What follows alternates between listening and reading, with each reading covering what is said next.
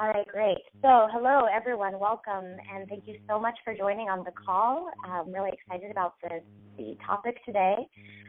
Brief introduction. My name is Caitlin Butler. I currently live in Salt Lake City, Utah, having recently moved from New York City, and currently serving the role of Women's Congress Program Coordinator. For those of you who are joining these calls for the first time, a brief background on what the Declaration Briefing Series is. We envisioned it as a way to delve deeper into the Declaration of the Rights Held by Future Generations that was originally drafted in Moab, Utah, and has since been utilized in communities throughout the country. We hold these calls to expand on these ideas, to understand terms that are used, and most importantly, to find ways of translating the work and the working ideas in that document into concrete action. So the goals of these calls, beyond having a dialogue, is to provide resources for all of us to bring back into our communities so that we can utilize this document and we can inspire others to utilize the document as well.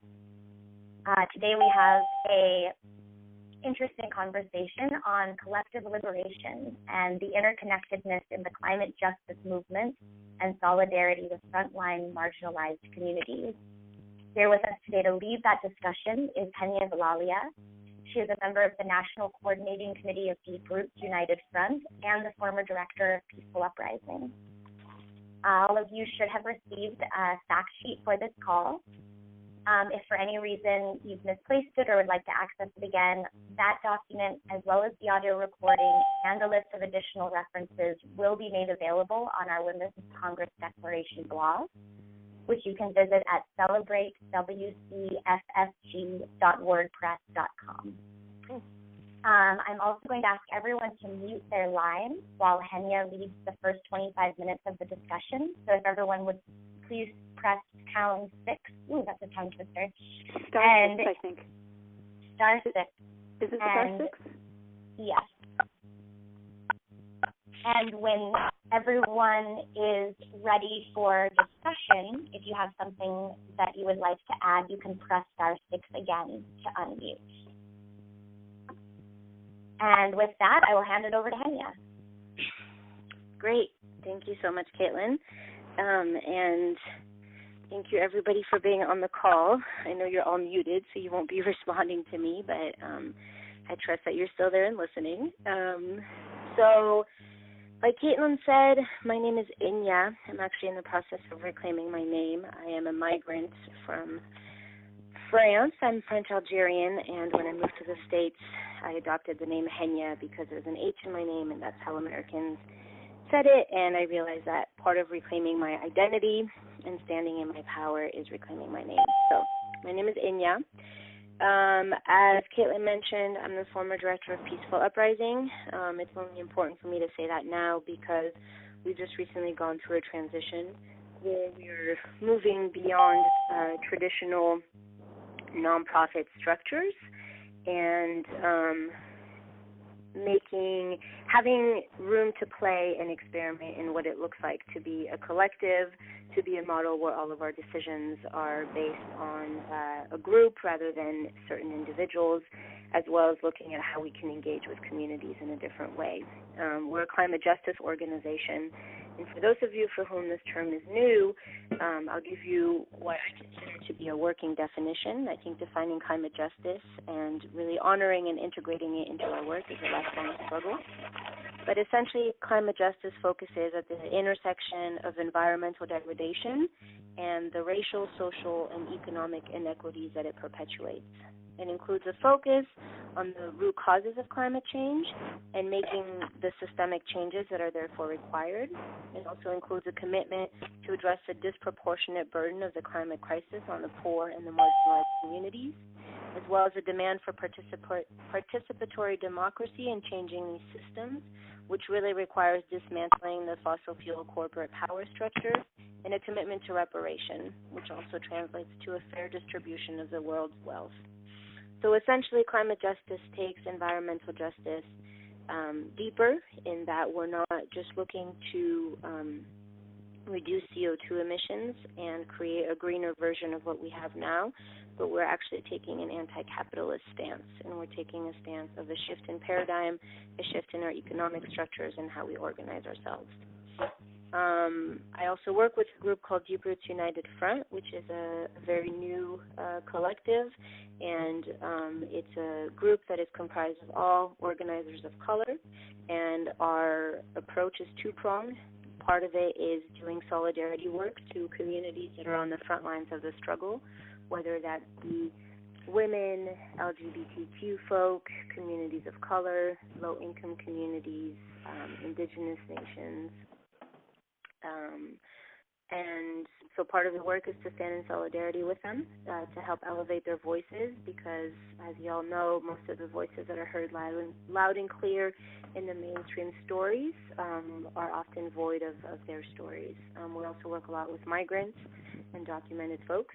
And the other side of that is to put energy and support what we call community survival programs. We recognize that a lot of communities that have been historically marginalized and historically oppressed are also suffering deep trauma, whether they carry that trauma in their bodies or whether they live that trauma every single day, in their socioeconomic and political situation. We understand that part of building a movement of resistance and part of honoring people's rights is also creating space for healing. So those are the two groups I represent, Peaceful Uprising and Deep Roots United Front. It's all under the lens of climate justice. It's all under the lens of working primarily with those who are carrying the burden of social, economic, and environmental collapse, and also a strong emphasis on resilience, because it's not just about fighting what we don't want, it's also about supporting what it is that makes us feel good and supporting what it is that helps us get through the day. As far as Kenya, sorry, I'm going to cut you off just really quick. Just a friendly reminder for those of you who have joined, please mute your line. I'm just hearing slight background noise. It's *6. Thank you. Thanks. So again, this analysis looks at the root causes of climate change and the root causes of socioeconomic inequities. It also really looks at systemic oppression. And part of the reason that we even included the term radical inclusion, which it's interesting because that was a year ago, and my analysis has shifted a lot over the last year, as it does. But the reason that we wanted to include terms like radical inclusion, which is a positive to terms that are thrown around a lot in the environmental movement, like anti-oppression, is that we wanted to come up with a positive and have a rights-based and have follow the intention of the declaration, which is a rights-based document, and also make sure that we were including that our intention was to include all of the voices. And I think it's important to remember that as we look at these rights and as we look at that declaration, we are very clear at the beginning of the declaration that it's a living document, because we understand that not everybody could be in Moab, that being in Moab was a privilege in September of 2012, and that for a lot of us it is a privilege to be able to do this work. There are lots of communities who, because of their socioeconomic status, cannot spend time going to conferences or do not have time going to trainings. We're learning as communities what it looks like to hold those folks, and so what does it look like for us to have meetings where we feed people? What does it look like to have meetings where we provide child care for those who are working several jobs and who wouldn't be able to come unless we could provide that option?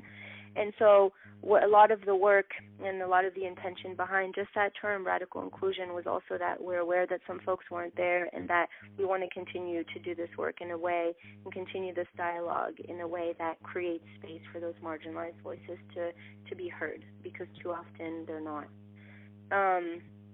You'll see in the declaration, terms like self-determination, that corporations do not have inherent rights, restorative justice, sustainable economies, guardians of the future, following indigenous wisdom, place for the commons, as well as everybody's right to stay in their home or return to their home, which for me speaks to migration.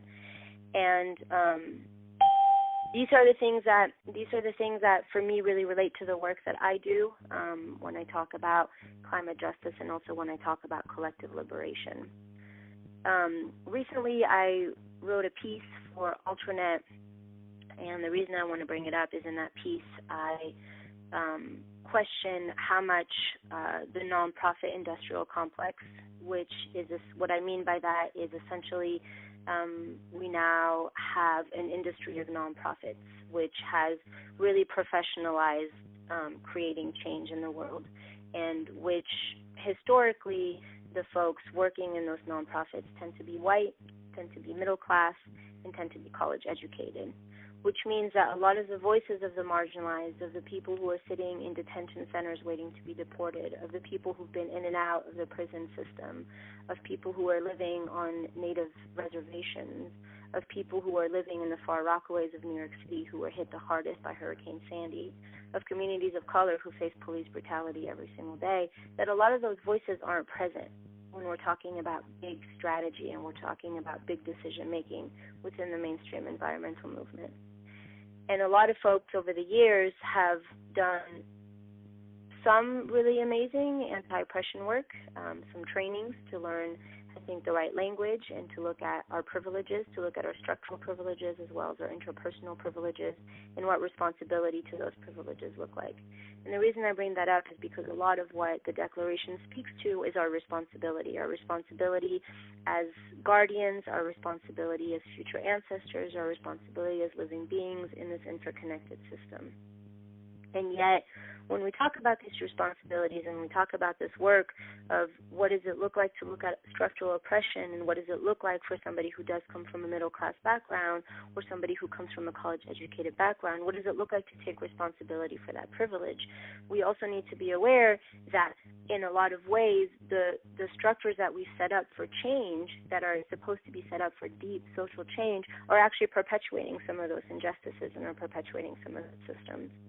Here, I'm not questioning people's intention. There are very, very amazing people working within those nonprofits. There are people with really big hearts and with really, really good analysis and really great theories, and who very much so genuinely are trying to make a difference and are trying to make a difference for those who need it most.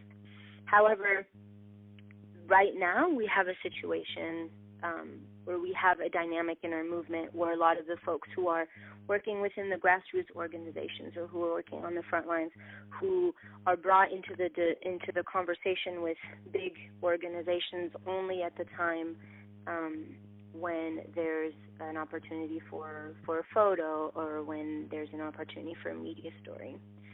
And so in the fact sheet that I put together for you, I wrote down a section which is called Analysis and Some Tips.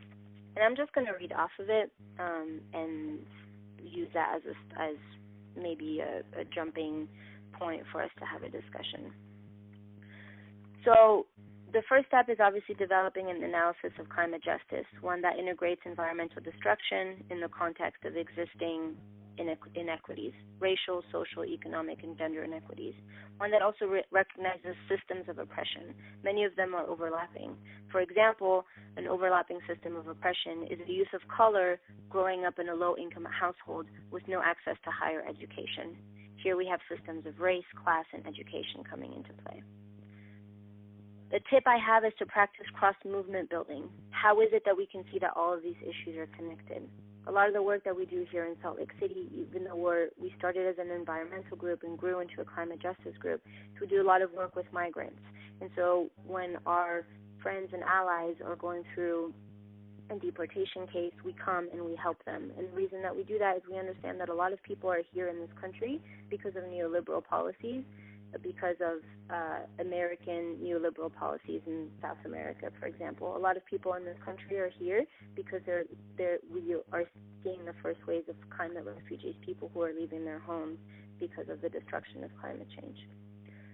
Take strategic cues from those communities that are most impacted, the frontline communities that are impacted most by colonization, militarism, poverty, and environmental degradation. For example, indigenous nations fighting for sovereignty, low-income households, communities of color, migrants, women, LGBTQ folk, or those who literally have harmful infrastructure in their backyards, coal-fired power plants, incinerators, refineries, etc. It's time for us to practice solidarity and allyship to these communities, which as a basic first step takes really intentional active listening. setting aside one's personal agenda, one's organizational agenda, and actually going to somebody else's community, meaning not to ask for something, but rather to witness. We're seeing a lot of that, a lot of folks trying to do this today. What does solidarity look like, and how can I get involved in a community that's very different from my own, a community whose lived experience I do not share? And part of that, the first step is really just listening and going to a meeting with just that intention. We have, as a practice, going to people's meetings 2 to 3 times without actually bringing anything up, but just sitting and seeing what they need before we actually bring up, like, well, these are the issues that we're working on, and this is how we could use your help. Changing our relationship to money by practicing solidarity rather than charity. This is a new concept for me, and so I'm still figuring out how to speak it into the world, but it makes sense in my heart. But I think what I'm saying by that is, how do we make resources available to the most economically vulnerable communities? How do we donate beyond just a tax-deductible 501c3 paradigm? How do we move from solely funding the big nonprofits to actually funding those who need it? And so sometimes solidarity just looks like, how do we feed people in our communities? Again, some people in our communities will come to our meetings and will come to do the work and will come to put in that work, but they can't because maybe they haven't eaten that day, or maybe because their children haven't eaten that day. So what does it look like to change that relationship? So it's not just donations to nonprofits, but it's actually donations to some of the most vulnerable. We've also looked at what it looks like for us to provide work for those members of our community who are undocumented, who may not be able to find meaningful work in the workforce here, and so how can we support them? Another thing is taking responsibility for our various layers of privilege. Again, this can be race, education, it can be our legal status, it can be our class, and that often comes with sacrifice, that responsibility. Some of that includes our comfort, our resources, our influence, our airtime, or recognition. So what does it mean for us to elevate those voices of the marginalized? What does it mean for us to, instead of me writing an article like I did for Alternet recently, for me that was a first step, right? I knew that I had access to an Alternet editor.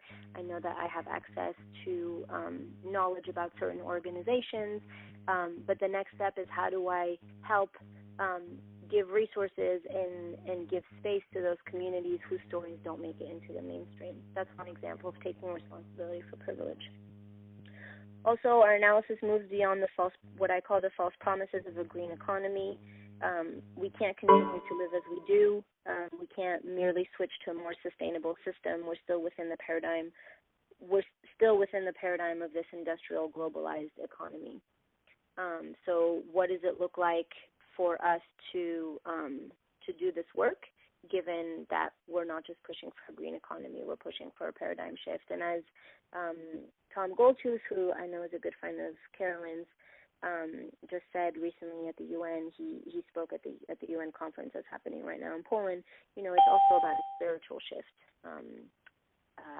How do we also shift spiritually in these times? And I think that's a really, really important thing. And how do we change our relationship to the earth? And as he said, I'm paraphrasing what he said, but IEN, which is the organization that he's the director of, Indigenous Environmental Network, has been saying some of these things for the last 22 years. And I think taking it one step further, Indigenous nations have been speaking and teaching us how to relate to the land for hundreds of years. In order to honor the commitments laid out within the declaration our living declaration for future generations, what does it mean for us to withdraw complicity from a future that is doomed to fail and the very systems that guarantee it? For me, that takes a radical departure from the status quo. It takes bold action. It takes genuine solidarity to those on the front lines. It takes giving up comforts, and it takes some real deep personal and structural anti-oppression or radical inclusion work. And as feminists, how do we also move beyond, as women who are fighting for women's rights, how do we also move beyond the historical shortfalls of a movement that has alienated low-income women, women of color, and women coming from the LGBT communities? And I think the most important thing to remember is that, yes, we are at a time to move beyond words and to move into action, and also to honor that this is a lifelong process. what I call to decolonize not only the lands, because that is one of the that is at the forefront of the struggle right now is the fight for Indigenous sovereignty, but also to decolonize our systems, our institutions. So how do we continue to create systems that are fighting for change, that are moving beyond structural racism, classism, ableism, sexism, etc. And in the process, how do we decolonize our own minds? How do we change our relationship to the world around us? And how do we continue to call each other out, but also to call each other back in? So what I mean by that is sometimes a lot of these isms are deeply ingrained. They're deeply conditioned. Sometimes we don't even see them. And so as a woman, I can be sexist. I have internalized sexism as well because of the patriarchal culture I grew up in. And so how do I live in a community that can call me out in that, but that can also call me back in? I have a friend who had a beautiful metaphor for that, is that we're all sitting in a circle together, and we don't have to be holding everybody's hands, but we all have to sit in the circle. And so how do we keep people in a circle despite our human imperfections and the conditioning that we're fighting? So that's where I'm coming from, and again, I come from grassroots organizing, and so the work that I do is mostly based on direct action. It's mostly based on, it's mostly based on direct action, and I want to honor that there's a spectrum of change. There's also a spectrum of engagement. I had my own path to get myself to this point, and we all walk different paths and all have different journeys, and then there are also different levels to engage in, whether you're engaging with litigation, whether you're engaging with grassroots organizing, whether you're engaging with bigger organizing. There's a space for all of that, and I think it's important to know where we stand, and I think it's important to figure out how we continue to support one another.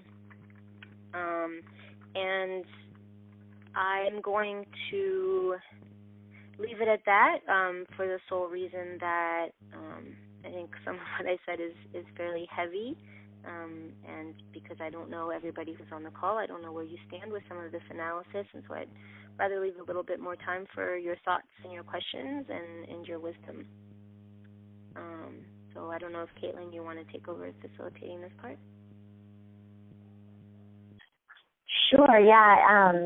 As Henia mentioned, at this point, anyone who feels called to, just go ahead and unmute your line and speak up. We might have some interruptions, as is common in conference calls, but we'll work it out. So I'll let whoever would like to go first.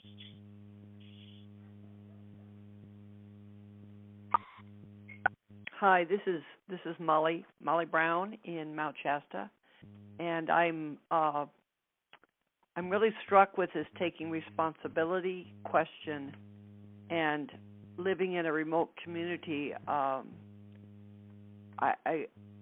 could use a whole lot more training and education. I've had a few workshops that I've been able to attend that, raising my own consciousness about privilege and hidden prejudice and so forth. But I don't have access to that kind of, that kind of thing. And so I'd like more discussion of what does it mean? How does it look? What can you do to take responsibility for layers of privilege? Thank you. Thank you, Molly. I really appreciate your honesty with that question. I think it's a question that I hear a lot. And to be honest, it looks very different for everybody. I don't have a cookie cutter answer to that, because I really think it depends where you are, who you're around, and what work you're doing. And I think that I think there's an increasing amount of, like I said earlier, of anti-oppression workshops, and I think that that's a really good first step for a lot of people to even, be open to this idea for example, a mainstream and a margin, right? Of where do we stand in the mainstream and where do we stand and where are folks in the margin? And so I think that's a really good first place to even get that analysis and to even, again, like you said, a lot of this privilege is hidden, and can be really hard too to face, because I think it makes a lot of people feel very guilty, and feel bring their own kind of integrity, or bring their own good intentions into question, which I think for me is a pitfall, because I think it's not, I think it's good to feel, what does it look like to face that privilege and what emotions are coming up, but I also think that creating a culture of guilt is also not useful. And I think that for me, a lot of the most amazing work that I've seen, for example, as a person of color, that I've seen my white allies do is some of that listening that I was talking about, and actually going into communities that they were not, that they did not come from. And so what that looks like for you up there, I'm not really familiar with Mount Shasta, and I think that it's going to depend on where you're at. But I think one of the first things to do is to look around in your community, or at least communities that are close enough to you that you have access to, of the other work that's happening that would bring other kinds of communities, right? And so if you're working on just environmental work, then what kind of economic justice or racial justice work is happening around you? And I can guarantee you, a lot of folks who are working on racial justice, you'll find a lot of communities of color. You'll find a lot of people of color in those communities. And so I think the reason I started with that working definition of climate justice is I think it's really easy for us to get kind of siloed into our issues. And I know a lot of amazing environmental organizers that have never, ever worked alongside an undocumented migrant because they just don't see the connection. And part of what we did in this community was actually push ourselves and really challenge ourselves to say, well, if we're going to create an event, what's the narrative we're creating to really tie these two issues? And so I think that analysis is really, really the first step, is the interconnectedness of issues. And then I think another really big next step is finding other community members that are working on those issues and just going in to listen. Because I do think some of those anti-oppression workshops are useful as a first step, but I don't think that they really get to the heart of privilege. And I think another really important thing is to talk to other people with privilege who are walking this path.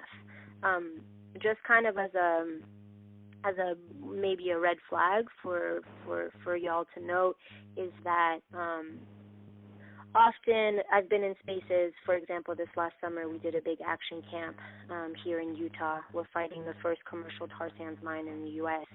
That's being started and has been proposed here in southeastern Utah.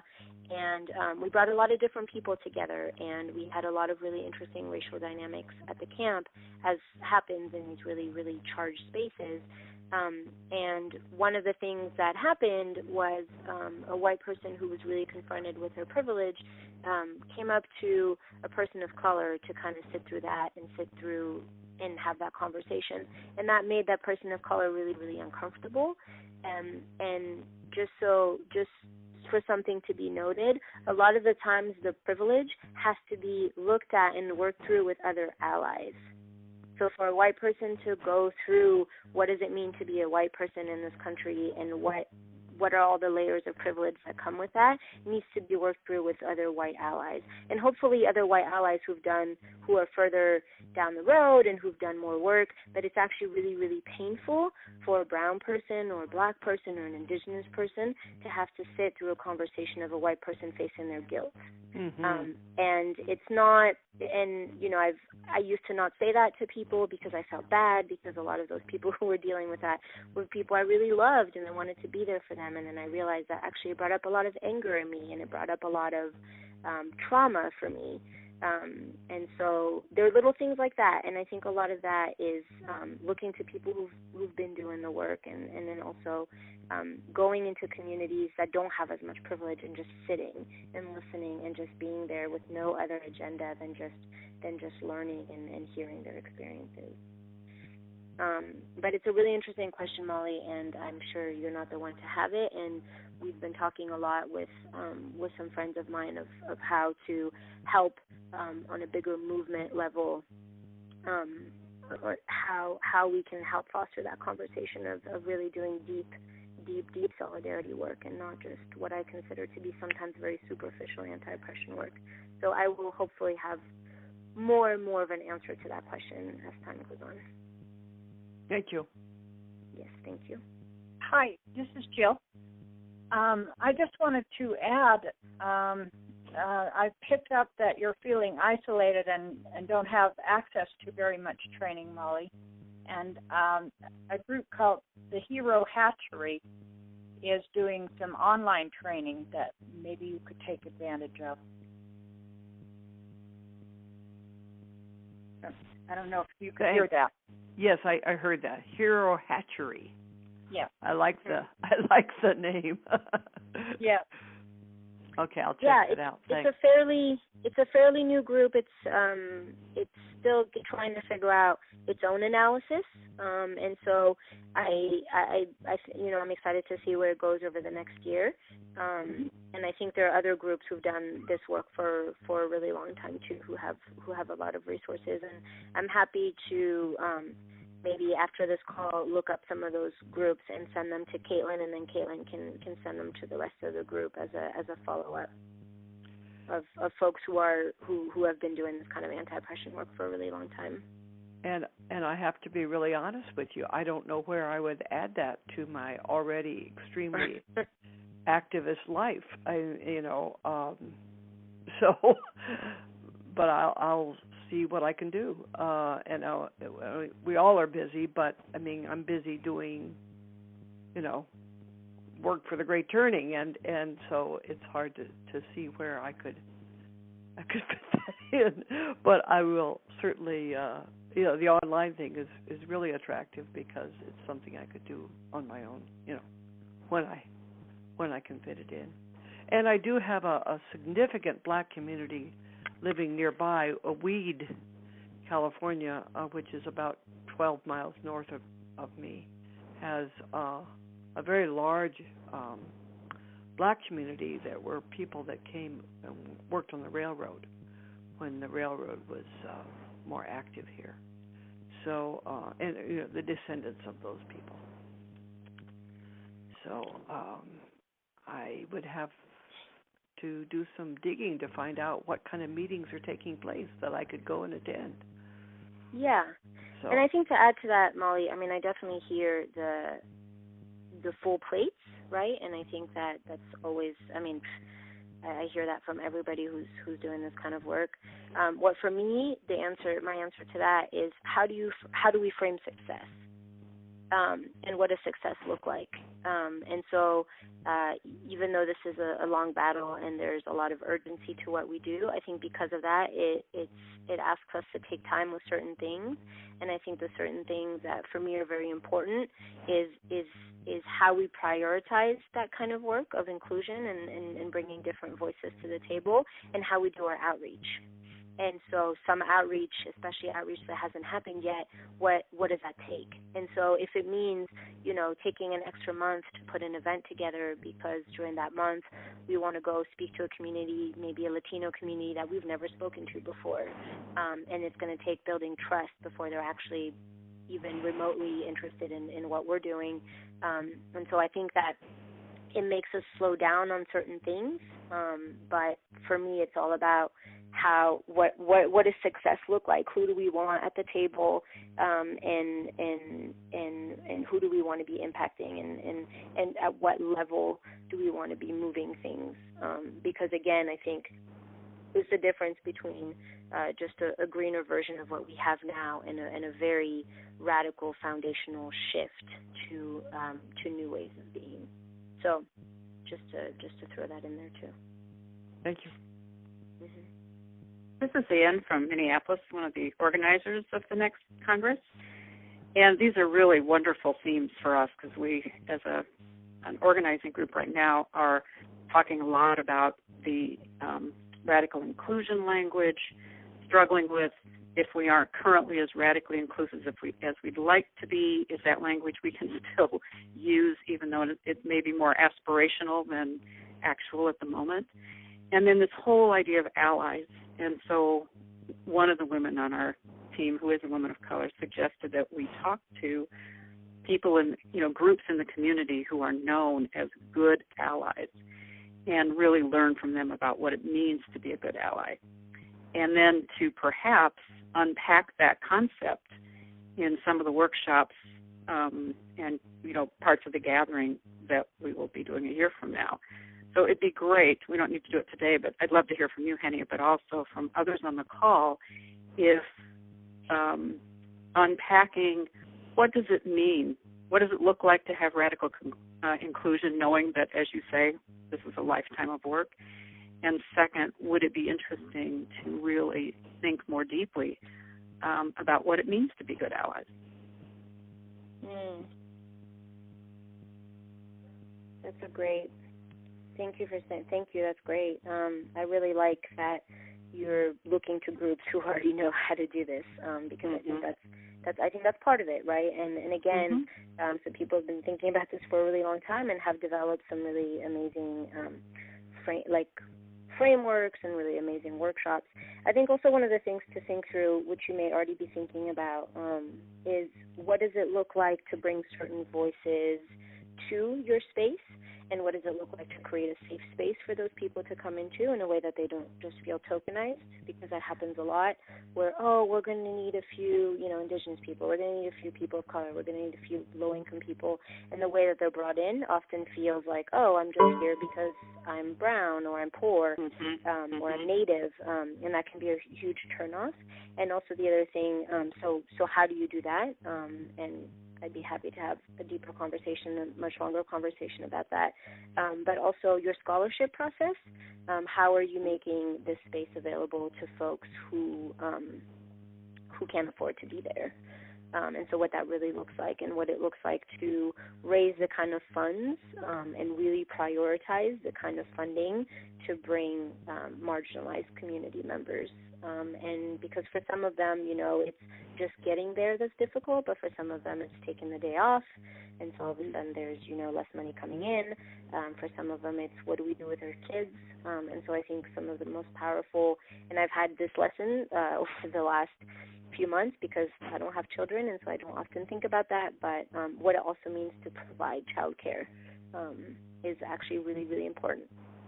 Especially if you're wanting a lot of women to show up, and so yeah, definitely how they come into the space, how they speak about their experiences into the space, how you provide funds and scholarship, and also how you provide such things like childcare, and obviously making the space accessible to all.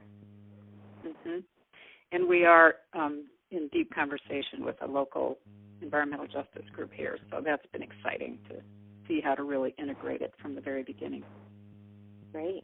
So, but more work to do. So, yeah, I'd love to talk to you. This is Debbie Hellman in the Chicago area. I do have something to add about radical inclusion, if that's all right. I work on public policy, and so I'm working at trying to transform our current government processes so that they are more inclusive. And what I have come to realize that one of our major problems in the way government works right now, in the way actually everything works, is that it's all done behind the scenes. So I'm actually advocating. I sent a note to my mayor, and she didn't quite get it yet, but I look forward to future conversations.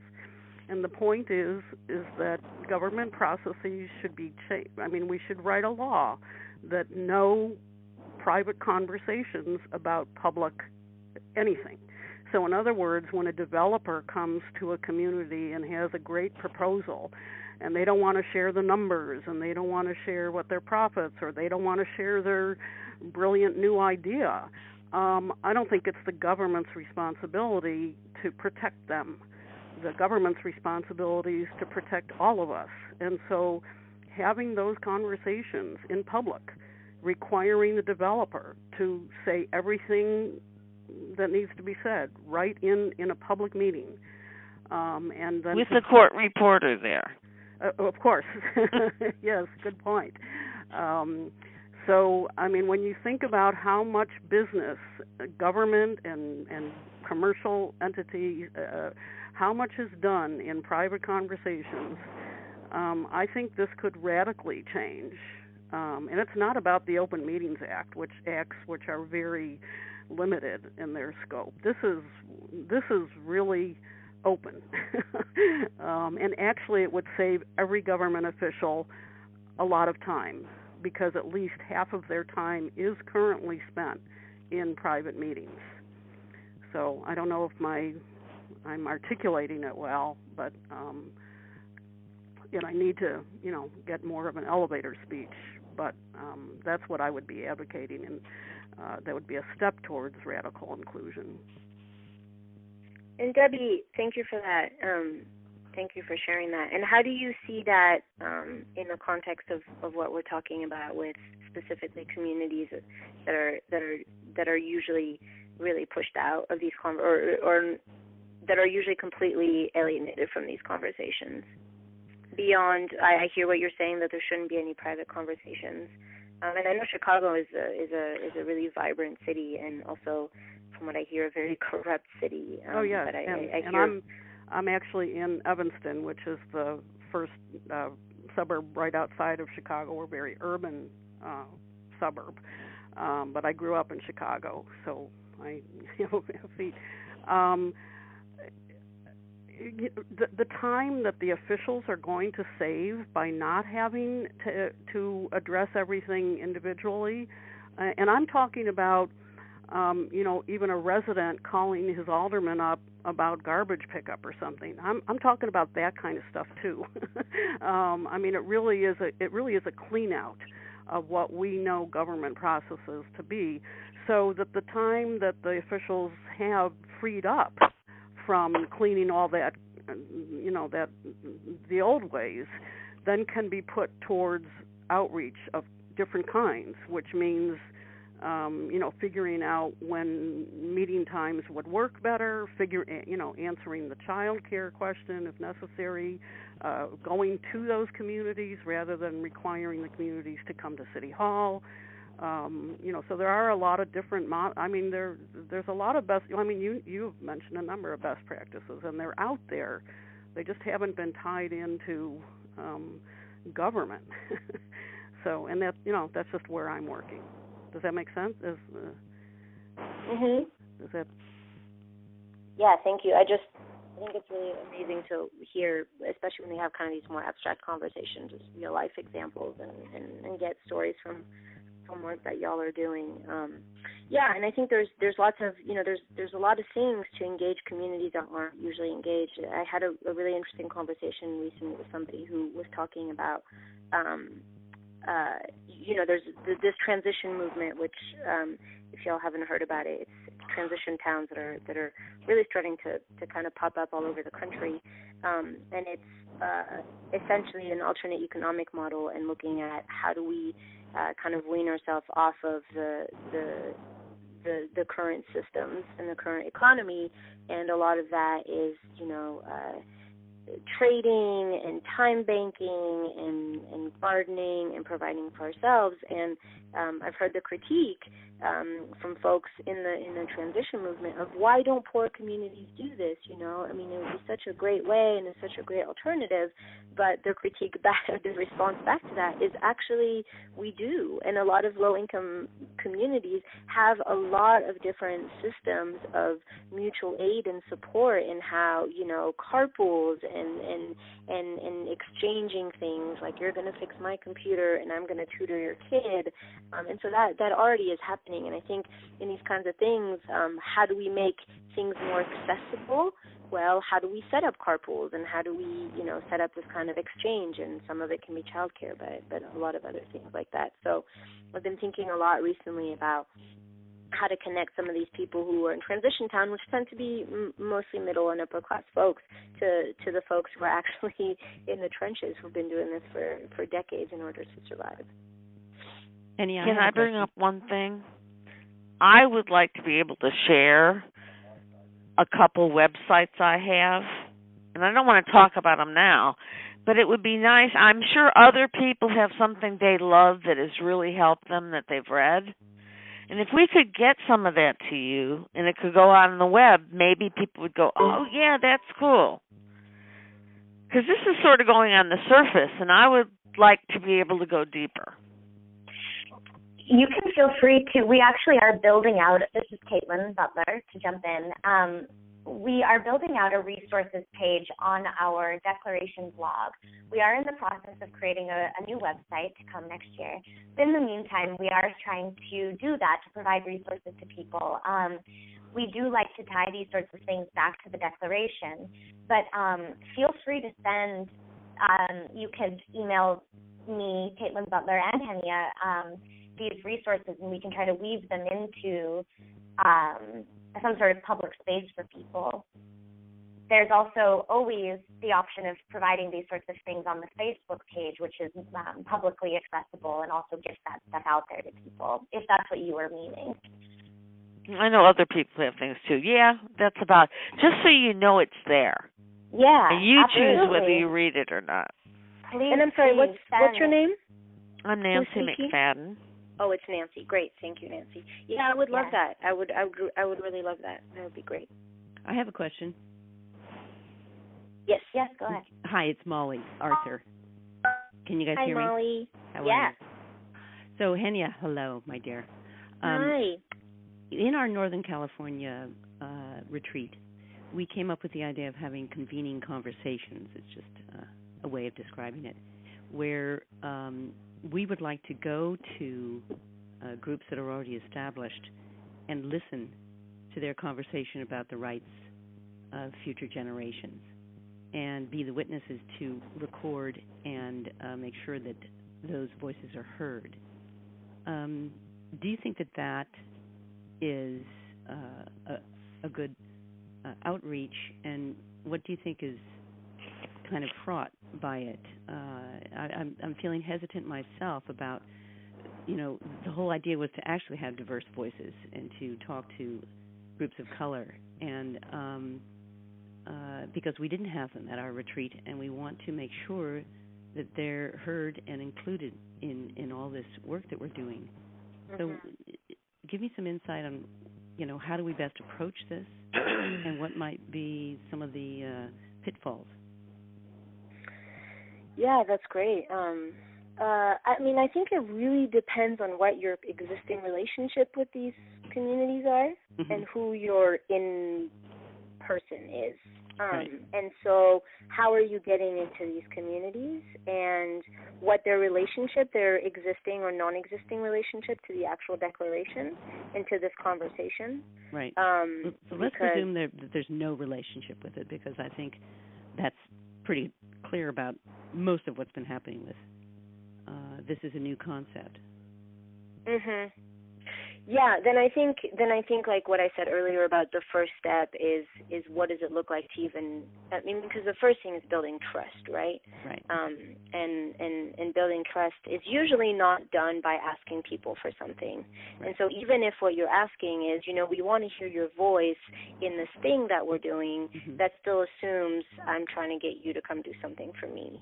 Right. And I think that the first step would be just to identify which communities you want to go into and why, and so that you know how the connection between the work that they're doing and your work correlates, right. and then just going to those communities and maybe taking some time to just go there and do their work.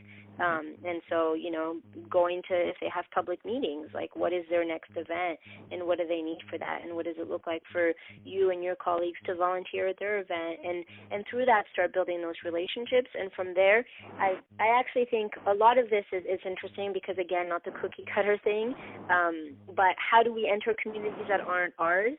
And so, for example, I'm Arab, but I do a lot of work with Latino communities. I speak Spanish, but I'm not Latina. I was not raised there. I I know some of the cultures because I have close friends in coming from those cultures, but what does it look like for me to come into somebody's home? So recently I was invited to just lunch at somebody's home who is a woman who's a stay-at-home mother who doesn't get out much, and I didn't really know where I would meet her beyond the fact that we could speak the same language. And I have a friend who does this kind of work in New York who's very much brilliant, and what he does is before he goes into communities, he actually researches some of the pop culture things that they have, or he researches things specifically about their culture. So for me, going into a home of a Chicana woman, of a Mexican woman, what does it look like for me to know a little bit more about the things that she could be looking at on TV that day? And so how do I get myself a little bit more educated about the politics in her country or the pop culture in her country as a place to start? And when he told me that, it really shifted how I enter communities and the kind of work I do before going into communities. And I think it's a little bit different if you're looking at a community that's from the States, right? We have the same politics or whatnot. But I think finding things, getting to know them a little bit before you go into that community, and also understanding that it may be like a month or maybe 2 months before you feel comfortable enough to actually say, hey, I'm also working on this one thing, and this is how I think it relates to the work that you're doing, because now I know the work that you're doing, and I'd really love to hear your thoughts on this.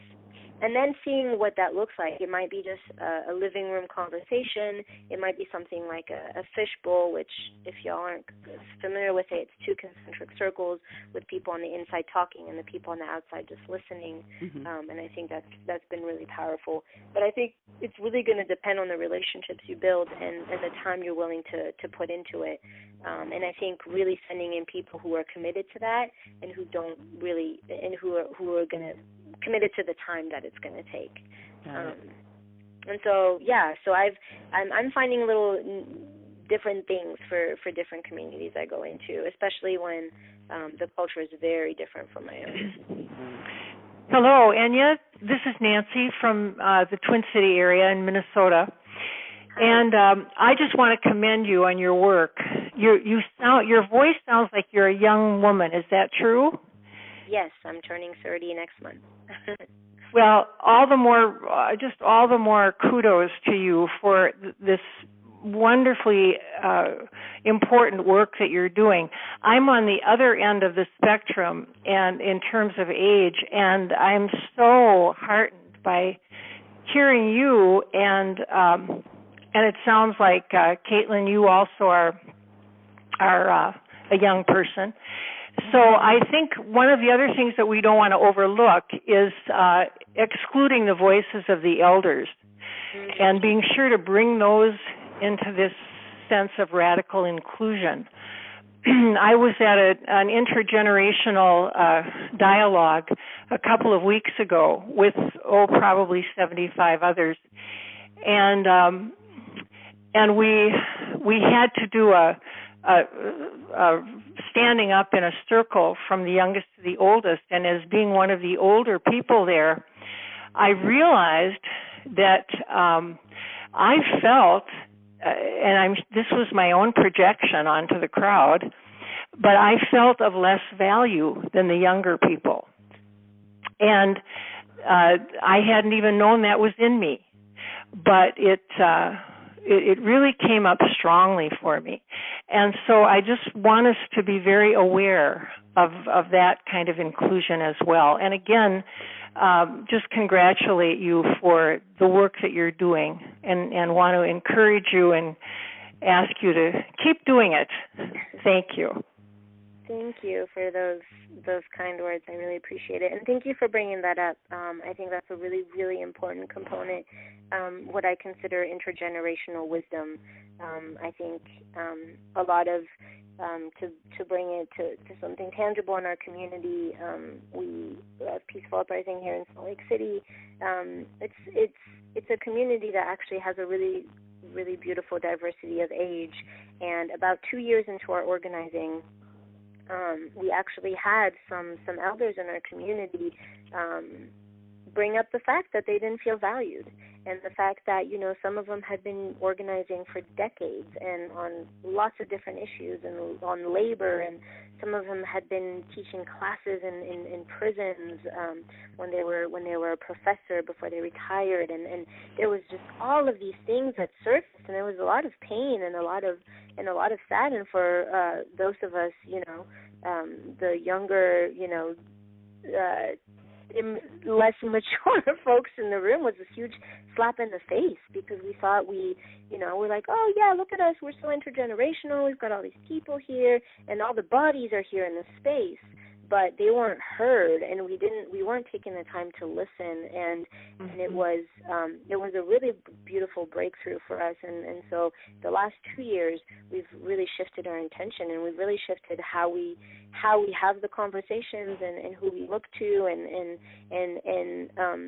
one of the first things we did was actually sit and say and ask, you know, what gifts are not, what are your gifts that are not being heard right now? What are your skills that you feel aren't being brought to light?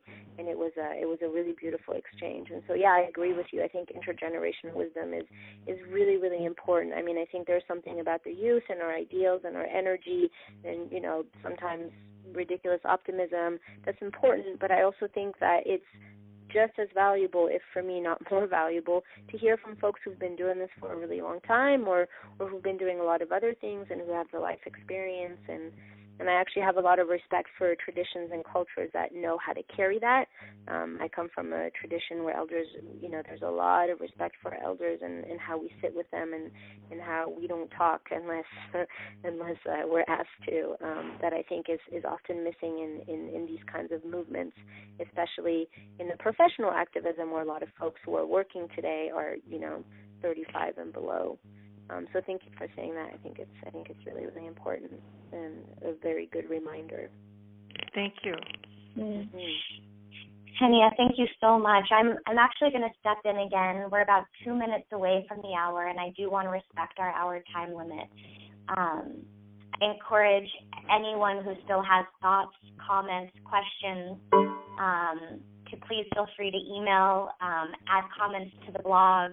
I'm sure Henia would be more than welcome to answer emails as well, though I can't say I would offer up all of her time. So anyway, thank you all so much for joining us. Henia, thank you so much, and I'll leave it at that. Yeah, thank you. Thank you, everybody. Thank you. Thanks so much. Take care. Thank you. Bye-bye. Bye.